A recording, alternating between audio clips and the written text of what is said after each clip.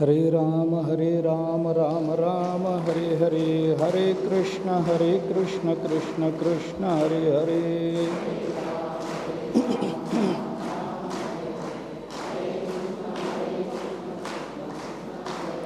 हरे राम राम राम हरे हरे, हरे कृष्ण कृष्ण कृष्ण हरे हरे।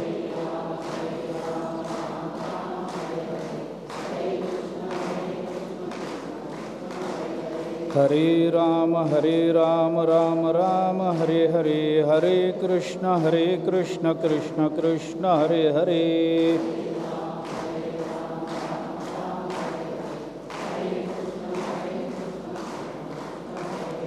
हरे राम राम राम हरे हरे, हरे कृष्ण कृष्ण कृष्ण हरे हरे।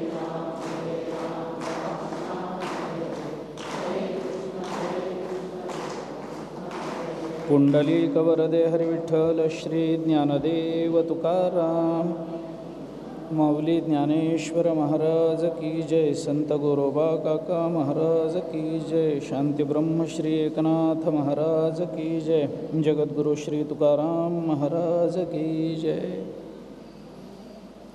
हरि बोला नाही तरी अबोला, व्यर्थ गलबला करू नका, नको नको मान नको अभिमान, सोडी मी तू पण तोची सुखी।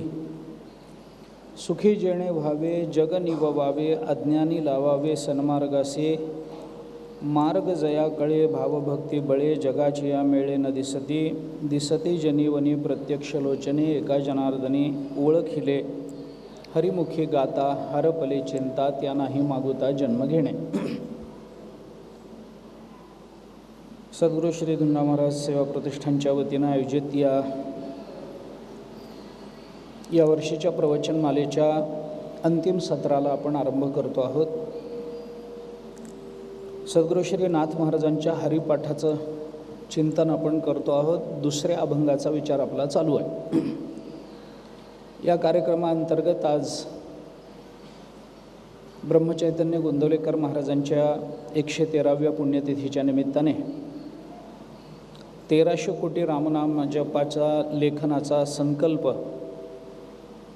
हा केला गेला आहे आणि त्याच्याकरता त्या लेखनाच्या वह्या इथे श्यामला श्रीकृष्ण धर्माधिकारी यांच्या वतीनं छापून आलेले आहेत। त्याचं प्रकाशन इथं संपन्न झालं आहे।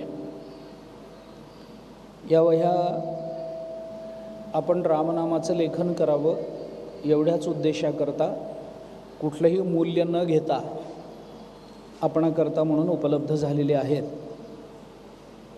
या वह्या आपण घरी घेऊन जाऊन त्याच्यामध्ये नित्य एक पान तरी रामनाम लिखाण करावं आणि या सगळ्या संकल्पाला आपला हातभार लावावा अशी विनंती मी त्यांच्या वतीनं आपल्या सगळ्यांना करतो। थोडा वेळ आपण नेहमी सांगतो की थोडा वेळ परमार्थाकरता काढावा, तसा थोडा वेळ एक पानभर रामनाम लिहिण्याकरता 10 मिनटं जरी आपल्याला काढता आली तरी तेवढ्या काळामध्ये रामनामाबद्दलचं आपलं अनुसंधान टिकतं आणि नामाचा जो परिणाम आपल्या अंतःकरणावर होणं अपेक्षित असतं तेवढा काळ का असेना, पण आपलं अंतःकरण भगवान नामाजवळ स्थिर राहतं। याचा परिणाम म्हणून हळूहळू त्या अंतःकरणाला नामाची ओढ लागते आणि अंतःकरणाचा अखंडित प्रवाह भगवंताच्या नामाकडे आणि परिणामी भगवंताच्या चरणाकडे प्रवृत्त होऊन आपल्या ठिकाणी भक्ती निर्माण होते। तशा त्या भक्ती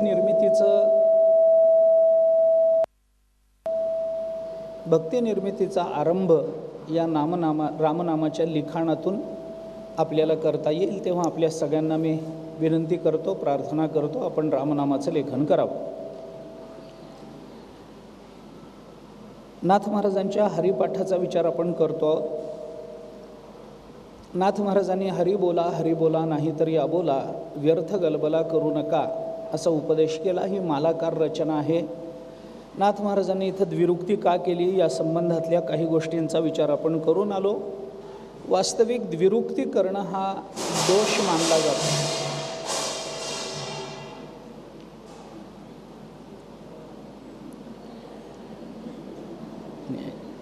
त्यांनी सांगितलंय जेवण तयार आहे, तुम्ही प्रवचन आवरलं तरी चालेल, असं कदाचित हा निरोप असावा, पण असू देत.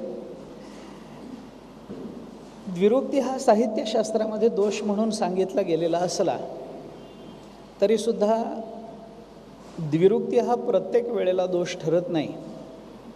द्विरुक्ती कधी दोष नसते याच्याकरता सूत्र म्हणून आदरात द्विरुक्ती ही असा विचार बोलून दाखवण्यात आला. आणि आदरात द्विरुक्ती याचा अर्थ करत असताना कोणत्या दोन अर्थाचा विचार करता येऊ शकतो, निश्चय या दृष्टीनं आणि आग्रह या दृष्टीनं त्याचा विचार काल आपण करून आलो. अनेक अंगानं आपल्याला त्याचा विचार करता येऊ शकतो. हरी बोला हरी बोला असं नाथ महाराजांना दोनदा म्हणायचं कारण काय, या संबंधामध्ये 3-4 विकल्पांचा विचार काल आपण केला आहे. आणखीन एक विकल्प आपल्याला निर्माण करता येतील. हरी बोला, एकदा हरी बोला कशा करता, सगुणाच्या प्राप्ती करता, दुसऱ्यांदा हरी बोला कशा करता, निर्गुणाच्या प्राप्ती करता, असा विचार करा. किंवा याच्याही पुढे जाऊन बोलायचं असेल तर पहिल्यांदा हरी बोला कशा करता, भगवंताच्या निर्गुण निराकाराचा बोध व्हावा म्हणून, आणि पुन्हा एकदा हरी बोला कशा करता, तर निर्गुणाचा बोध झाल्यानंतर ज्ञानोत्तर प्रेमलक्षणा भक्ती निर्माण व्हावी याच्याकरता पुन्हा एकदा हरी बोला, असाही विचार आपल्याला या संबंधामध्ये करता येऊ शकतो. अशा अनेक अंगाने आपल्याला नाथ महाराजांनी केलेल्या, ज्ञानोबाऱ्यांनी केलेल्या द्विरुक्तीचं चिंतन करता येणं शक्य आहे. द्विरुक्ती हा संतांच्या वाङ्मयामध्ये दोष नसतो, कारण त्याच्या हेतूमध्ये कुठल्याही पद्धतीचा दोष निर्माण होत नाही. आणि त्या दृष्टीनं नाथ महाराज हरी बोला म्हणतात. त्याचा विचार आपण काल करून आलो.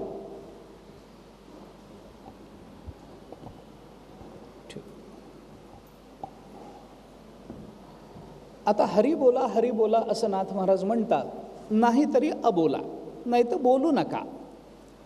आपल्या बोलण्या वाचून तसं जगताचं काही फार अडत नाही. मनुष्य बोलून आपली बहुतांश शक्ती खर्च करत असतो. माणसाची बहुतेक शक्ती ही बोलण्यातून खर्च होते. जास्त बोलण्याने जास्त परिणाम होतात अशातला भाग नसतो. उलट कमी बोलण्यातून जेवढा परिणाम होतो तेवढा परिणाम जास्त बोलण्यातून होत नाही. त्यामुळे माणसाने किती बोलावं, काय बोलावं याचा विचार केला पाहिजे.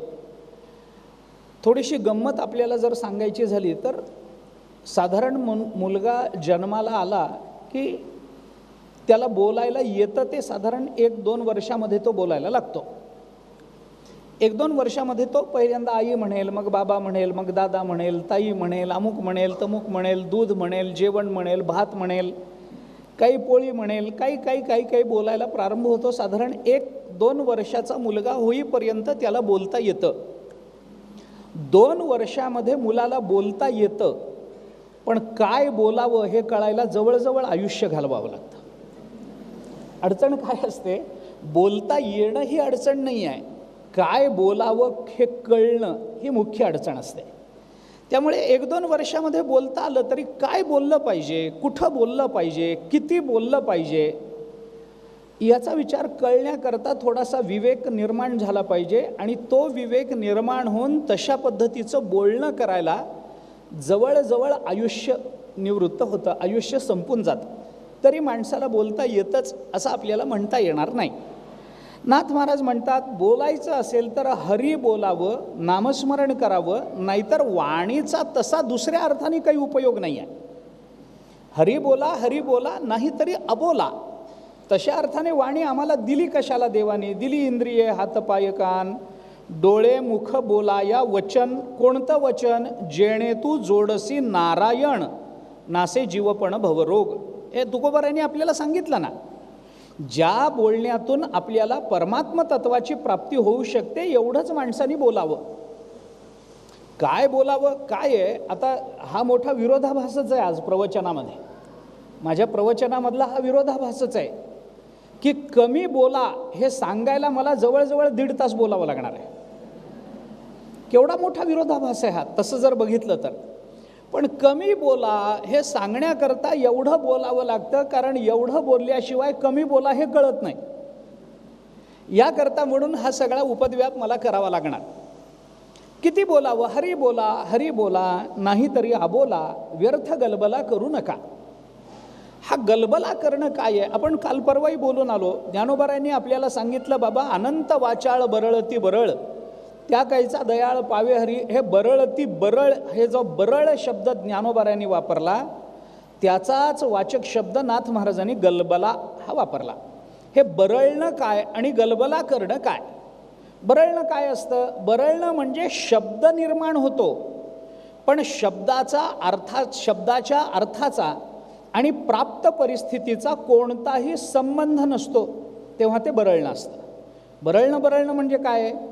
शब्दाची उत्पत्ती होते, शब्द प्रकट होतो, पण प्रकट झालेल्या शब्दाच्या अर्थाचा आणि प्राप्त परिस्थितीचा कोणताही संबंध नसला की त्याला बरळणं म्हणतात, त्यालाच गलबला करणं म्हणतात. थोडे भावछटा त्याच्यातल्या वेगवेगळ्या आहेत. गलबला करणं म्हणजे काय?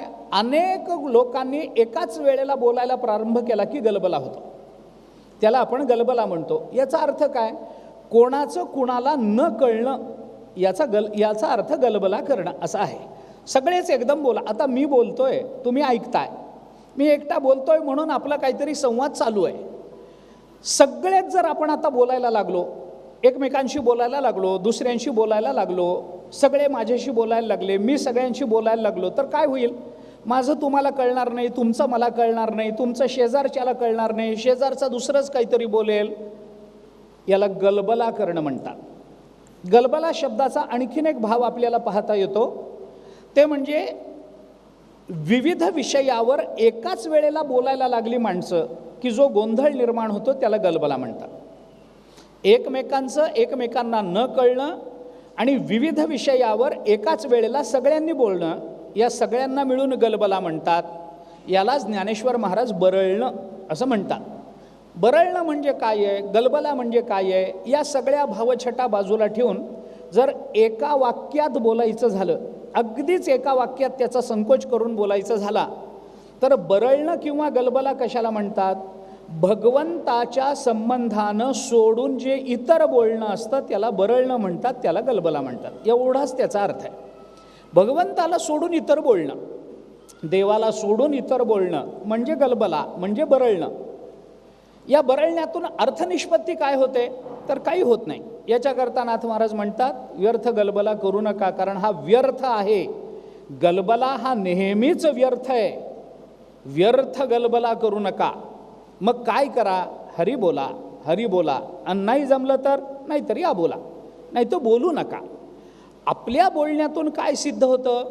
काही सिद्ध होत नाही. मी आपल्याला अशी अनेक उदाहरणं या संबंधामध्ये सांगू शकतो. माणसं बोलतात, त्या बोलण्याचा काय संबंध असतो? तर काही संबंध नसतो, एवढाच त्याचा विचार. प्राप्त परिस्थितीशी काय संबंध आहे? काही संबंध नाही. आपला संबंध नसताना माणसं बोलतात. चालू असणाऱ्या परिस्थितीचं ज्ञान नसताना माणसं त्याच्यावर बोलण्याचा प्रयत्न करतात. आपल्याला त्यातलं काही कळत नसताना, आपला तो विषय नसताना, आपली त्यात गती नसताना माणसं बोलतात. हे बोलतात की नाही? बोलतात. कशाला बोलावं? पण बोलतात. का बोलतात? कारण बोलता येतं म्हणून. एवढंच उत्तर आहे. माणसं का बोलतात? बोलता येतं म्हणून बोलतात. कुत्री का बोलत नाहीत? बोलता येत नाही म्हणून बोलत नाहीत. कुत्र्यांना जर बोलता आलं असतं तर कुत्रीसुद्धा बोलली असती, आणि बरीचशी कुत्री बोलतात पण.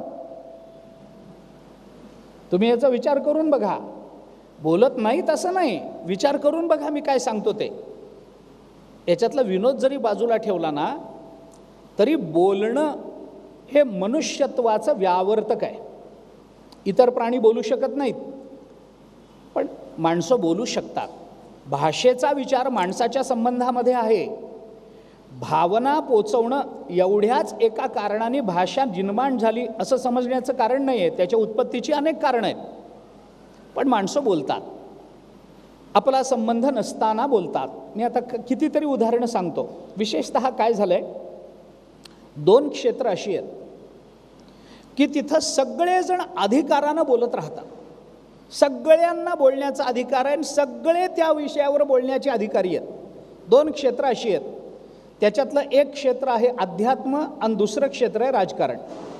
सगळे या विषयावर बोलतात.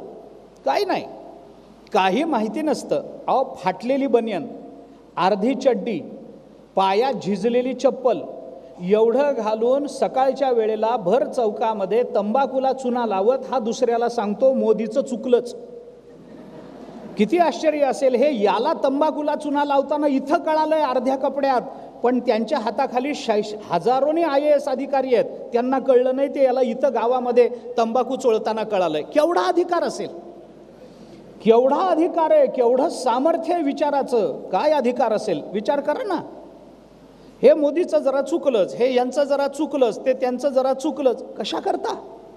काय संबंध आहे आपला? हां, बोलण्याचा अधिकार आहे की नाही? आहे. बोलू नये असं माझं म्हणणं नाही आहे. अधिकार आहे की नाही? आहे. पण त्याच्यातलं आपल्याला ज्ञान किती, आपण त्या संबंधाने किती बोलतो, आपला संबंध काय त्याच्याशी काही घेणं देणं नसतं. माणसं बोलतात.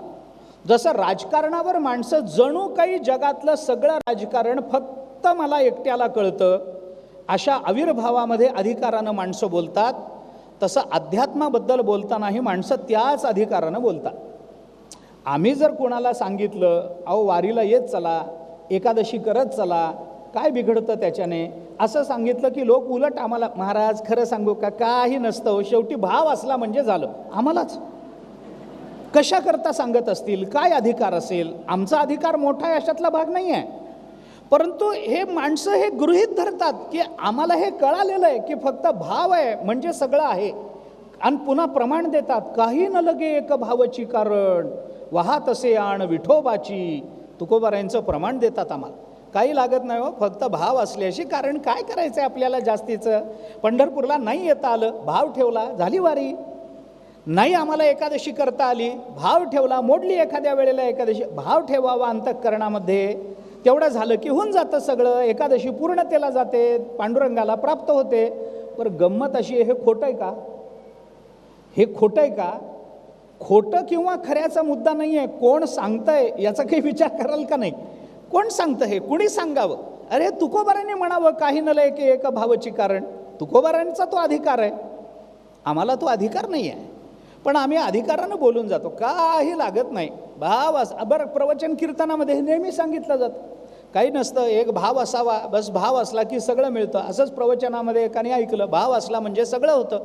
प्रवचन झालं, घरी गेला, बायकोला सांगितलं भूक लागली, वाढ. बायकोने सांगितलं वाढते, पण घरामध्ये तांदूळाचा दाणा नाही आहे, तुम्ही मला काहीतरी आणून द्या, मग मी शिजवून वाढते तुम्हाला. तो म्हणाला अगं मी आत्ता प्रवचनामध्ये ऐकून आलो आहे, भाव असला की सगळं होतं. तू भाव ठेव घरामध्ये तांदूळ आहेत म्हणून, तांदूळ येतील घरामध्ये, मी आत्ता प्रवचनात ऐकून आलो. तिने ऐकून घेतलं. बरं, ती प्रवचनाला आलेली होती, ती काय अशी साधीसुधी नव्हती, ती खमंग होती चांगली.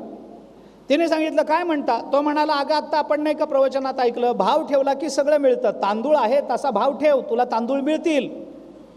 ती म्हणाली मग एवढा सगळ्या उपद्व्याप करण्यापेक्षा माझं पोट भरलंय हा भाव ठेवा, सगळेच प्रश्न मिटतील, काही कारणच राहणार नाही. अशा भावानी होतं काय? अशा भावानी होतं का? भाव ठेवा म्हणजे काय? एक भाव पुरतो म्हणजे काय? पण माणसं याच्यात अधिकार मानतात, आपला संबंध नसताना बोलतात. कितीतरी उदाहरणं, किती बोलावं, काय बोलावं या संबंधामध्ये आपण पुष्कळ विचार करू शकतो. दोन माणसांचं रस्त्यात भांडण झालं. भांडण थोडंसं वाढलं, हमरातुमरीवर आलं, आजूबाजूला गर्दी जमली, लोक बघायला लागले. आता लोकांना पाहिजेच असतं ते, त्याच्यावर भागलं नाही म्हणून ते मारामारीवर प्रकरण आलं.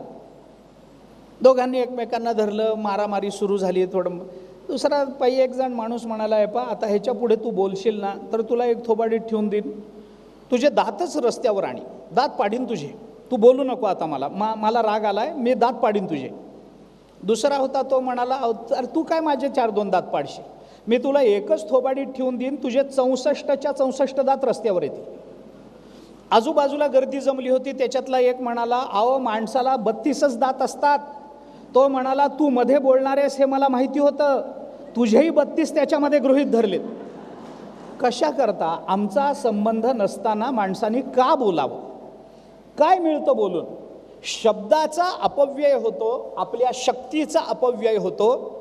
फार बोलण्यामध्ये तात्पर्य नसतं. बोल अबोलणे बोले, बाहेर जागे बाहेर आत निजेले, कैसे घरात घरकुल केले, नेणो अंधार ना उजेडले गा. आपण रोज म्हणतो वासुदेव.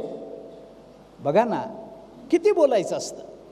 नाथ महाराज म्हणतात फार बोलू नका, बोलणेची नाही आता देवाविण काही. बस देवाशिवाय आता शब्दाचा उच्चार नाही. का असं, त्याचं कारण थोडंसं सांगतो. कारण सांगतो. नाथ महाराज म्हणतात हरी बोला, हरी बोला, नाहीतरी अबोला. बोलू नका. मी 2 अर्थ काल सांगितलेत. नाहीतरी अबोला म्हणजे बोलू नका, अबोलणे म्हणजे बोलू नका, नाही तर बोलू नका. आणि दुसरा अर्थ सांगितला. नाथ महाराज म्हणतात हरी बोला, हरी बोला, नाहीतरी अबोला म्हणजे तुम्ही जर हरी हरी बोलणार असाल तरच आम्ही तुमच्याशी बोलू. तुम्ही जर संसाराबद्दल बोलणार असाल तर आमचा तुमच्याशी अबोला. आम्ही तुम्हाला संसाराविषयी बोलणार नाही. नका मज पाशी वदो प्रपंचाचे विषयी. तुकाराम महाराज सगळ्यांना सांगतात माझ्याजवळ येऊन तुम्हाला जर प्रपंचाबद्दल बोलायचं असेल तर माझ्याजवळ येऊ नका. नका मज पाशी वदो प्रपंचाचे विषयी. प्रपंचाविषयी माझ्याजवळ तुम्हाला विचार, देवाबद्दल विचारा, परमात्मा प्राप्ती कोणत्या साधनेने होते विचारा, आपली साधना तीव्र कशी करावी विचारा, साधना एकालंबनात्मक कशी असावी विचारा, साधनेमध्ये येणाऱ्या विघ्नांवर प्रतिबंध काय करावा विचारा, साधना करत असताना कोणतं ध्यान डोळ्यासमोर ठेवावं विचारा, साधना करत असताना येणारे प्रतिबंध आणि त्या प्रतिबंधाच्या निवृत्तीकरता सामर्थ्य प्राप्तीकरता काय प्रयत्न करावेत विचारा. हे सगळं आम्ही तुम्हाला सांगू. पण महाराज मला मुलगा होईल का मुलगी होईल हे असलं काही बोलायला आमच्याजवळ येऊ नका. आणि दुर्दैव हे आहे की माणसांना हेच बोलायला त्यांच्याजवळ जायचं असतं. हेच बोलायला जायचं असतं, दुसरं काही नाही.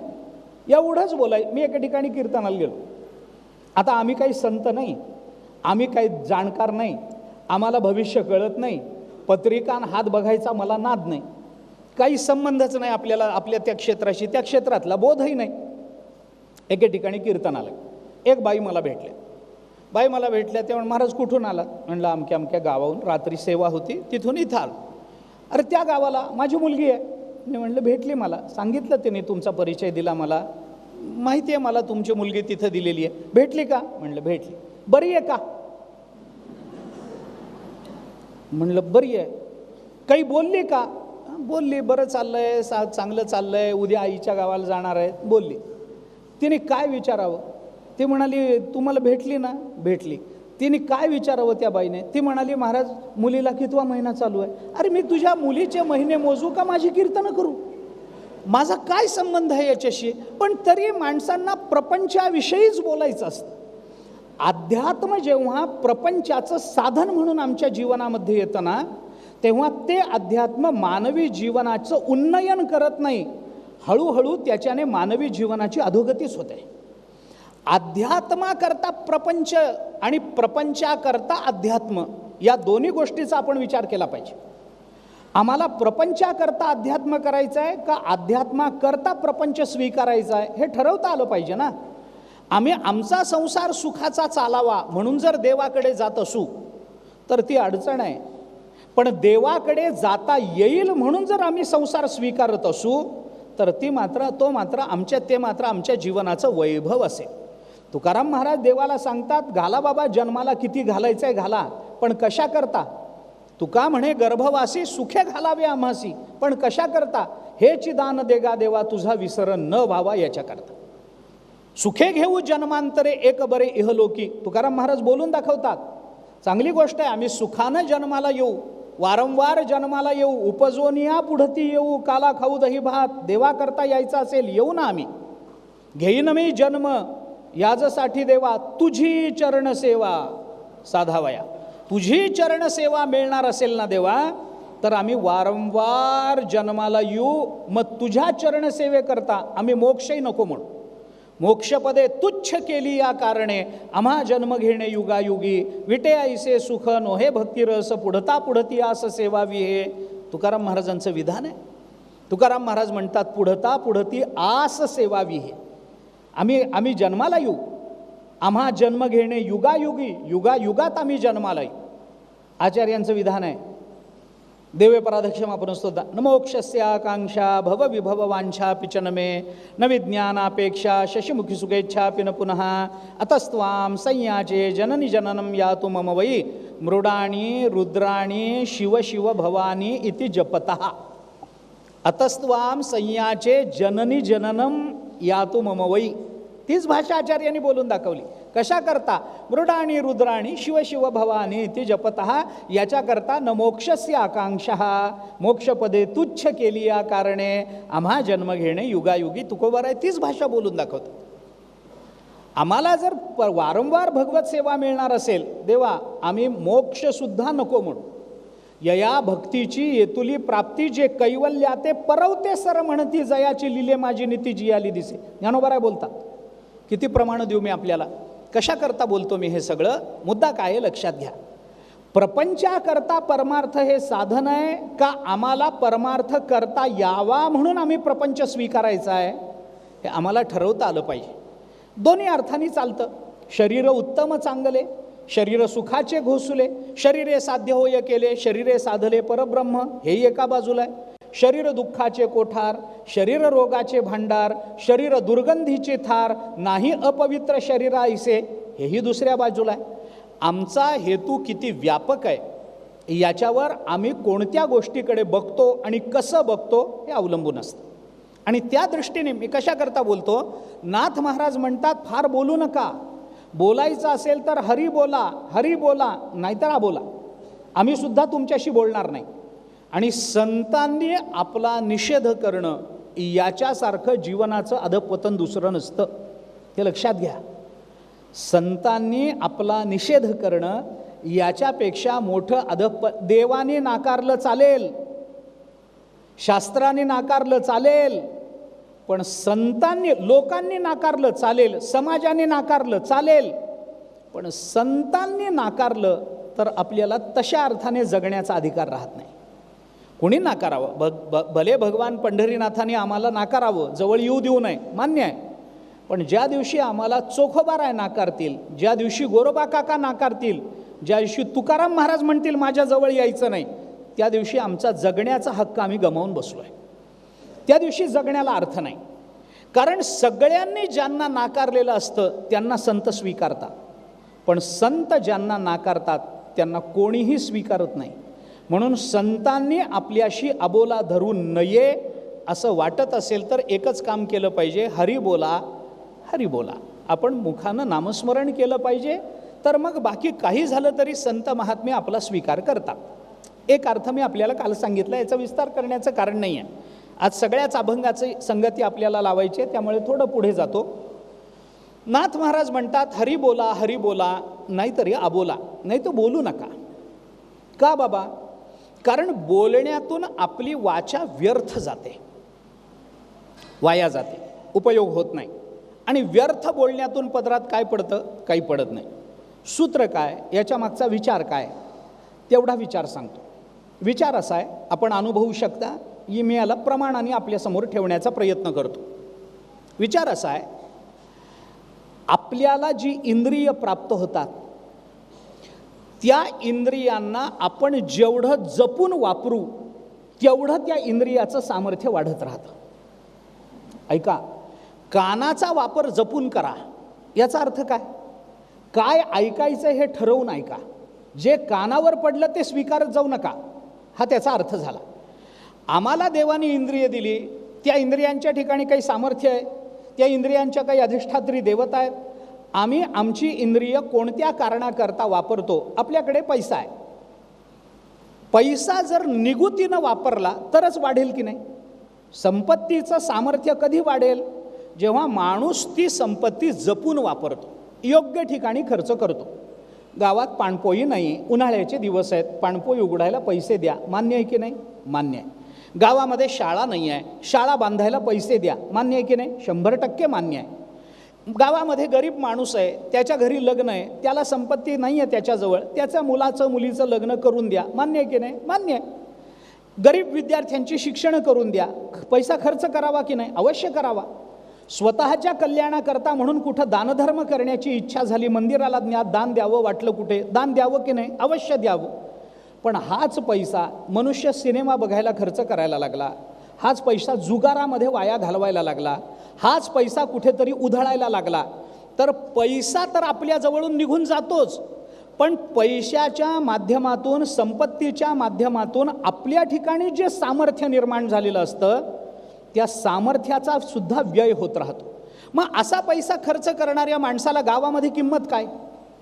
जो मनुष्य योग्य ठिकाणी आपल्या संपत्तीचा विनियोग करतो त्याला गावामध्ये वजन आहे. अरे हा माणूस गेल्यानंतर मदत करतो, हा आपल्या गावात सप्ताह म्हणून गेलं तर तो अन्नदानाचा खर्च उचलतो. आपण गावात शाळेकरता त्याच्याकरता गेलो तर शाळेकरता पैसा देतो. गरीब विद्यार्थी दिसले तर हा मनुष्य पैसा खर्च करतो. त्याला वजन आहे ना गावामध्ये. वजन कशाचं आहे? नुसत्या संपत्तीचं नाही, संपत्तीच्या विनियोगाचा विचार जो त्याच्या ठिकाणी आहे त्या विचाराचं आणि त्या विवेकाचं वजन त्याच्याजवळ आहे. नुसत्या संपत्तीचं नसतं, त्याचा जो विवेक त्याच्या ठिकाणी आहे. माणसाच्या जीवनाला जे वजन येतं ना ते वजन केवळ देहाचं नसतं, ते वजन कशाचं असतं? ते त्याच्या विचाराचं असतं. विचाराने माणसाचं वजन सिद्ध होतं, बाकी कशानेही सिद्ध होत नाही. बाकी आता आमच्यासारखी माणसं तर पुष्कळ वजनदार आहेत, पण वजनदार आहेत म्हणजे काय? खाऊन पिऊन जाड झाली आहेत एवढंच आहे. हे वजन कामाचं नसतं, विचाराचं वजन लागतं. विचाराचं, विवेकाचं वजन लागतं, वैराग्याचं वजन लागतं, सद्गुणाचं वजन लागतं, तर त्याचा उपयोग असतो. विचार न करणारा मनुष्य, आपल्याला तुकोबारांनी स्पष्ट सांगितलंय ना, वयाच्या प्रबोधे विचार ज्या नाही, समानतो देही बालकाच्या. बालकाच्या समान आहे. भले तो देहानं वाढला असेल, पण बुद्धी जर त्याची नसेल, विचार जर करत नसेल, बालका समान मानला जातो. पुष्कळ प्रमाण आहे. विचार नाही नर खर तो कैसा, पाठीव आहे ज्ञान भार लगड जैसा, तुकोबाराय म्हणतात. कितीतरी प्रमाण. या सगळ्याचा विचार करून बघा ना. त्या योग वसिष्ठामध्ये एक विचार आला. वसिष्ठ महामुनींनी रामचंद्र प्रभूंना विचार सांगताना असं सांगितलं आहे, वरम कर्दम भेकत्वम मलकीटकता वरम वरम अंधगुहाहित्वम न नरस्या विचारिता, असं म्हटलं आहे. याचा अर्थ सरळ असा आहे, एक वेळ चिखलातला बेडूक होऊन राहणं चांगलं, वरम चांगलं, श्रेष्ठ. एक वेळ चिखलातला बेडूक होऊन राहावं चांगलं आहे, आनंद आहे. एक वेळ विष्ठेतला किडा व्हावं, मलकीटकता वरम, विष्ठेतला किडा होऊन जगावं, शेणातला किडा होऊन जगावं, विष्ठेतला किडा होऊन जगावं, चांगलं आहे, चांगलं आहे, आनंद आहे. चिखलातला बेडूक व्हावं चांगलं आहे, विष्ठेतला किडा व्हावं तेही चांगलं आहे. वरम अंधगुहाहित्वम, एखादा अंधाऱ्या गुहेतला आंधळा सर्प होऊन जगणं चांगलं आहे, चांगलं आहे. लक्षात घ्या, चिखलातला बेडूक होऊन राहणं चांगलं, विष्ठेतला किडा होऊन राहणं चांगलं, अंधाऱ्या गुहेतला आंधळा सर्प होऊन राहणंही चांगलं आहे. पण माणूस म्हणून जन्माला आल्यानंतर विचार न करणं हे मात्र चांगलं नाही.